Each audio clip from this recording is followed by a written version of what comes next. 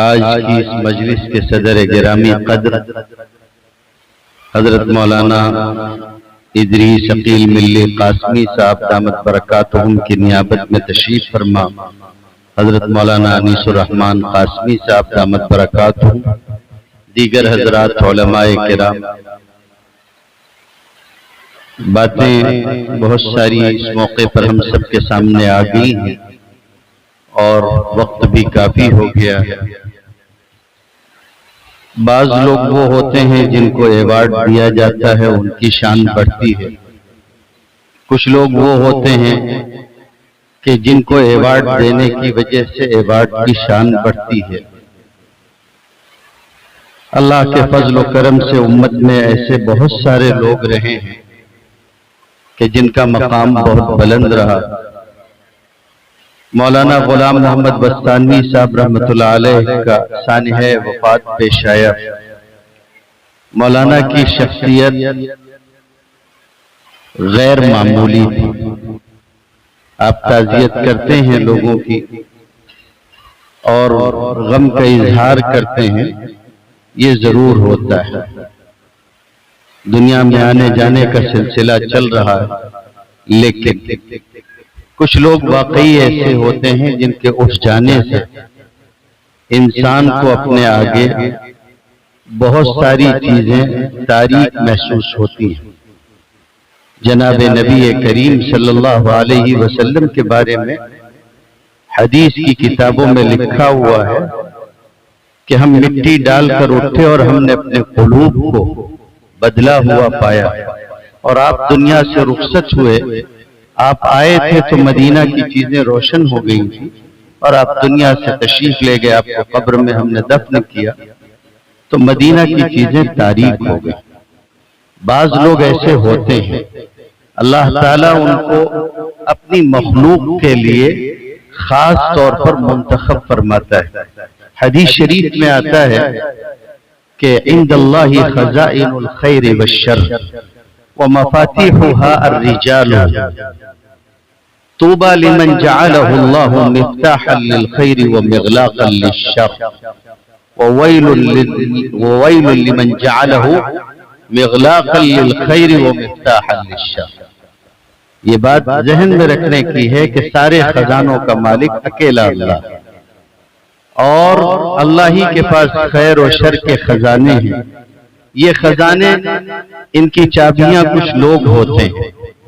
اس شخص کے لیے خوشخبری اور خوشبختی ہے کہ جس کو اللہ تعالی خیر کے سلسلے کا جاری کرنے والا اور شرور و فتن سے لوگوں کو بچانے والا بنائے۔ مولانا کے ہاتھ سے جو خیر وجود پایا ہے، بہت سارے لوگ مل کر بڑی بڑی جماعتیں بھی نہیں کر پاتے۔ ابھی ہمارے مخدوم گرامی حضرت مولانا نعیم الظفر نعمانی ندوی صاحب دامت برکاتہم ارشاد فرما رہے تھے، ہم لوگ جب اشرف المدارس سے پڑھ کر آئے، ہردوئی سے، آگے کی تعلیم کا معاملہ تھا۔ حضرت مولانا محمد حنیف ملی صاحب نور اللہ مرقدہ سخت علیل تھے، اور اس موقع پر انہوں نے خط لکھا تھا ہم لوگوں کے داخلے کے لیے، میرے اور مولانا عمرین صاحب کے داخلے کے لیے، کہ ہم لوگ عقل کنواں میں شریک اور وہاں تعلیم حاصل کریں۔ داخلہ ہوا بھی، قضاء و قدر کے فیصلے کچھ اور تھے۔ مولانا کا خط تھا، لے جا کے ہم نے مولانا غلام محمد بستانوی صاحب رحمۃ اللہ علیہ کو دیا اور داخلہ ہوا تھا۔ پھر جب وہاں سے لوٹ کر آئے تو وہ جملہ بھی سننے جیسا ہے کہ مولانا ملت کے دروازے کے باہر بیٹھے ہوئے تھے، اور ہم لوگوں نے آ کے عرض کیا تو مولانا نے کہا کہ اپنا مدرسہ موجود ہے اور یہ بھی کسی سے کم نہیں۔ پھر ہم لوگ ملت کے ہو کے رہ گئے۔ ہم لوگوں نے، میں نے مولانا کو دیکھا ہے، میں نے عقل کنواں میں پڑھا بھی ہے، ایک سال پورا دنیات میں گزرا، اور مولانا حنیف صاحب فرما رہے، مولانا نعیم الظفر صاحب فرما رہے تھے کہ مولانا کو ایک جوہر حاصل تھا اور صحیح حاصل تھا۔ بلکہ مولانا کسی حد تک کہنا چاہیے کہ اپنے آپ کو نیچے اتارنے کے لیے تیار ہوتے تھے کہ کسی بھی طرح عاجزی اور فروتنی اختیار کر کے بھی اگر ان کے جامعہ کا فائدہ ہوتا ہو تو ہو جائے۔ ہمارے بڑے بھائی کی شادی تھی، ہم لوگ وہاں پڑھتے تھے، والد صاحب نے خط لکھا مولانا کو کہ بچوں کو رخصت دے دی جائے، تو مولانا نے لکھا کہ اسی صورت میں ممکن ہے کہ جب آپ خود آ کے لے جائیں، اسی صورت میں ممکن ہے جب آپ خود آ کے لے جائیں۔ والد صاحب ہمارے زیادہ سفر نہیں کرتے تھے، ان کا مزاج تھا کہ اپنا مدرسہ اپنا شہر بس، کئی ایک چیزیں ان کی الگ تھی، تو خیر انہوں نے اصرار دیکھا تو طے کیا کہ اچھا حاضر ہوتے ہیں۔ مولانا نے موقع غنیمت دیکھا، مسابقہ ترتیب دیا، پھر سیرت کا جلسہ رکھا، اور رات والد صاحب پھر وہاں انہوں نے تقریر فرمائی۔ اگلے دن ہم لوگ ان کے ساتھ وہاں سے لوٹ کے مالیگاؤں آئے۔ ایک بات مجھے عرض کرنی ہے، مولانا کا رخصت ہونا بہت بڑا سانحہ، یہ صحیح ہے، اور ہم یہ بھی سن رہے ہیں کہ مولانا نے اپنے پیچھے ایک صف تیار کر دیا۔ بھائی صاحب کو یاد ہوگا کہ مولانا سید محمد ولی رحمانی صاحب رحمۃ اللہ علیہ تشریف لائے تھے اور ضیاء حکیم کے گھر پہ مولانا کا قیام تھا۔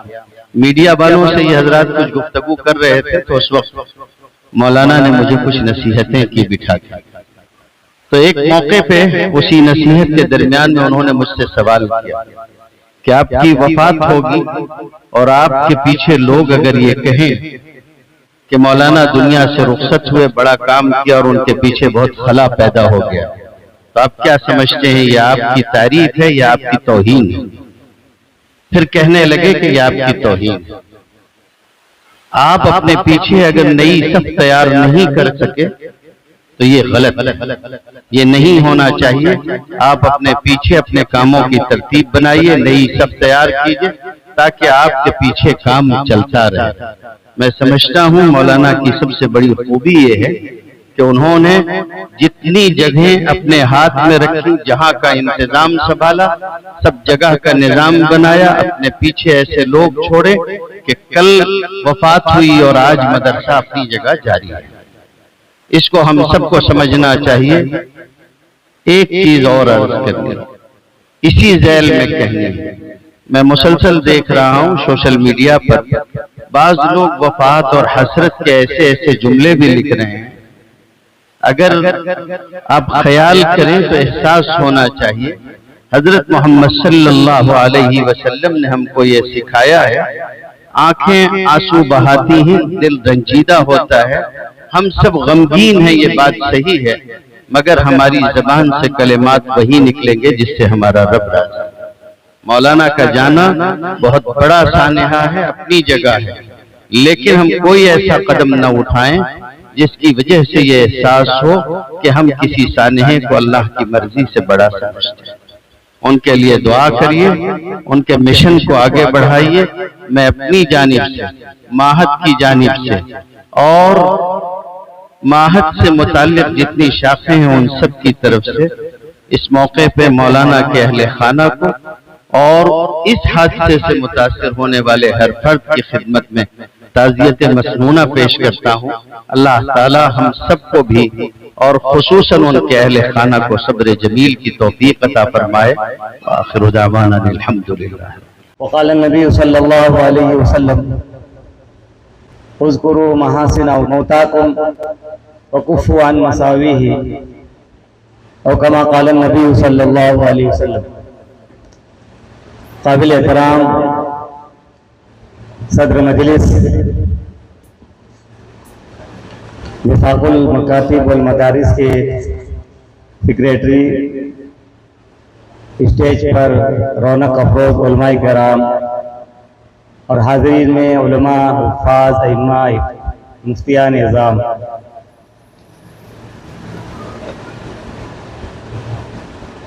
انیس سو 78 میں ہم لوگ SSC کر کے آج امتحان ختم ہوا، کل 10 دن کے لیے جماعت میں نکلے تو روح عقل گنوائی تھی۔ शाहदा प्रकाशा से होते हुए अक्कल कुआं पहुंचे। उस वक्त वहाँ मकराने एक महल्ले, वहाँ छोटा सा मकतब था। 1978 की बात है। और वहीं के हमारे अमीर जमात थे अशफाक भाई बेकरी वाले, वहीं के थे। फिर 4-5 साल के बाद मैं चंदनपुरी गेट पर आ रहा था घर की तरफ, मिल्लत की इब्तिदाई क्लासों में था। मौना अपनी 4 व्हीलर पर वहीं पर आए। सुशील लुंगी कटोरा मौना बांदी रहमतुल्लाह अलैह की पैरवी में और लंबा सी जुब्बा पहने हुए मुझसे पूछे मौना का घर कहाँ है। वालिद साहब का नाम लिए, हाँ, बोले मौना अली मिल्ली का घर कहाँ है। तो मैं उनको घर लेकर गया। उस वक्त की बात है जब मौना का कोई शोरा भी नहीं था, अक्कल कुआं को जानता भी नहीं था। तो मौना घर पर आए और मुख्तसर ये उस वक्त अब्बा मराठ वाले के असवार जलगांव अड़ावत मिलत की शाखें 2500 कायम हो चुकी थी। इस वजह से अब्बा को बहुत लोग जानते भी थे। मौना भी इसी वक्त आए और उनका आज का मकसद था कि हमारे जामिया में आप आकर तदरीसी खिदमत अंजाम दें। और इब्तिदाई जमाने में बहुत सी इमारतों की तामीरात में वालिद साहब ने संग बुनियाद के काम को अंजाम दिया, इब्तिदाई इमारतें। उसके कुछ सालों के बाद हमारे उस्ताद मोहतरम हज़रत मौलाना मोहम्मद सुलेमान शमसी साहब रहमतुल्लाह अलैह बैतुलूम में पढ़ाया करते थे। मौलाना के वालिद साहब मौलाना महफूजुर रहमान साहब भी वहाँ थे। तो मौलाना हर जगह के हीरे को चुनकर अपने जमा करने का जो फन रखते थे, उसका उन्होंने फायदा उठाया। कुछ दिनों के बाद हमारे उस्ताद मोहतरम मौलाना ताहिर खान साहब यहाँ इस्लाम में पढ़ाते पढ़ाते वालिद साहब जो कुर्बत थी उनकी, वो अक्कल कुआं चले गए। मौलाना रिजवानुद्दीन मारूफी साहब जामिअतुल उलमा में पढ़ाया करते थे। हम मिल्लत में पढ़ते थे, वालिद साहब से उनके बड़े रब्त थे। तो किस जरिए से मौलाना ने उनको भी अपने यहाँ पर बुलाया रहा। आज तक मौलाना ने कितनी जबरदस्त खिदमत अंजाम दी। और मिल्लत की शाखों में जहाँ पर जलसा होता था, मौलाना गुलाम मोहम्मद उस्तानी भी अपने तौर पे वहाँ पहुँच जाया करते थे। और अक्सर जलसों में दोनों बुजुर्ग हाजिर रहा करते थे। मौलाना की जो खिदमत आपके सामने आएंगी, लेकिन वो बातें जो आज तकरीबन 40 साल पहले 45 साल पहले की है। वहाँ हमने थोड़े दिन गुजारा अक्कल कुआं, और वहां से नवाबपुर का इज्तिमा था 3 दिन का। वहां हाजिर देकर वाया दिल्ली होते हुए मालेगांव। मौलाना उस वक्त जब 4 व्हीलर के सफर की ज्यादा रिवाज नहीं था, वालिद साहब को बुलाया करते थे तो मुझको बोलते थे कि वालिद साहब को बस से न लाना, 4 व्हीलर करके आना और जो किराया रहेगा वो ले ले। उलमा की, अहले फन की, काम करने वालों की बहुत कदर करते थे। उम्र में बड़े थे लेकिन जानते थे ये छोटा कुछ काम का है तो उसको अपने यहाँ बुलाकर उसको एक मकाम दिया करते। अन्नूर वहाँ का एक अरबी पर्चा था, उसको शुरू करना तो आज तक जारी है। उसकी इदारत भी हमारे साथी अब्दुल रहमान मिल्ली और नदवी आज तक कर रहे हैं और अच्छे अंदाज में कर रहे हैं। इफ्ता में हमारे साथी मुफ्ती मोहम्मद जाफर साहब मिल्ली रहमानी एक मकाम रखते हैं, तजुर्बा रखते हैं। आपने उनको बुलाया और अपने दारुल इफ्ता में उनको एक पोस्ट दी और उनके फतावे आज किताबों की शक्ल में भी शाये हो चुके हैं। मौलाना की खिदमत मसाजिद के बारे में आ गई, मदारिस के बारे में आ गई। कितनी शाखें बाद में वालिद साहब के कम जाने की बुनियाद पर या वालिद साहब के इंतकाल के बाद कुछ मसाइल में गिरफ्तार हुए तो मौलाना से रुजू किया गया। मौलाना ने उन शाखों का बसत इस्तकबाल किया और उनकी हर तरीके से रहनुमाई की, यहाँ तक के माली ताउन भी आज तक देते रहे।